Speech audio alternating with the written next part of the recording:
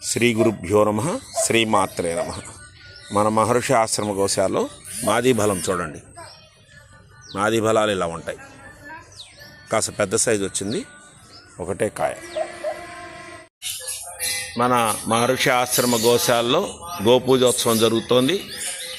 ఈరోజు గురువారం రేవతి నక్షత్రంలో అమ్మకి దాదాపు 3వ నెల, దీనికి 4వ నెలకు వెళ్తుంది. అమ్మకి చక్కగా పొంగనూరు జాతి ఆవు ఆ అమ్మకి పూజ చేసుకుంటూ గోధూళి వేళ సర్వమంగళ మాంగళ్యే శివే సర్వార్థ సాధకే శరణ్యే త్ర్యంబకే దేవి నారాయణి నమోస్తుతే అంటూ ఆ అమ్మని ప్రార్థించుకుంటూ సర్వదేవతాస్వరూప గోమాత ఆశీస్సులు మన అందరికీ నిండుగా ఉండాలని తెలియజేసుకుంటూ అదిగో ఆ పుష్ప ఇచ్చేస్తున్నారు చూడండి చక్కగా అమ్మకి. శ్రీమాత్రే నమః.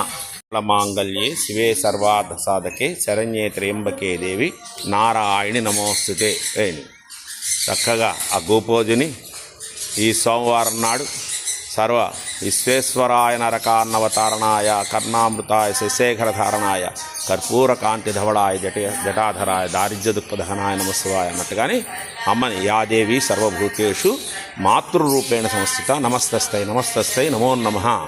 ఈ గోపూజ ప్రదోష కాలంలో మన మహర్షి ఆశ్రమ గోశాలలో చక్కగా ఆవును తాకి ఆ స్వామిని మనం పూజ చేసుకుంటున్నాం.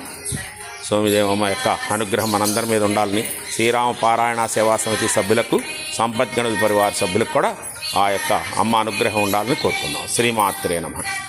తన పిల్లకి పాలు ఇస్తాం కూడా చూడవచ్చు మహర్షి ఆశ్రమ గోశాల. ఇప్పుడే పూజ అయింది, అనంతరం శ్రీమాత్రే నమః.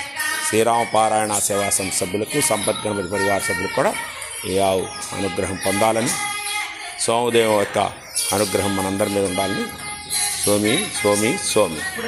మానసాదేవి ప్రదోష కాలంలో అమ్మవారికి ఇప్పుడే పూజ చేసుకున్నారు, హారతి ఇచ్చారు. అమ్మ అనుగ్రహం ఇవాళ అందరి మీద ఉండాలని చక్కగా శ్రీరామ పారాయణ సేవా సమితి సభ్యులకు, సంపత్ గణపతి పరివార సభ్యులకు కూడా అమ్మ అనుగ్రహంతో ఆయురారోగ్య అష్టైశ్వర్య భోగభాగ్యాలు కలగచేయాలని కోరుకుందాం. శ్రీమాత్రే నమః.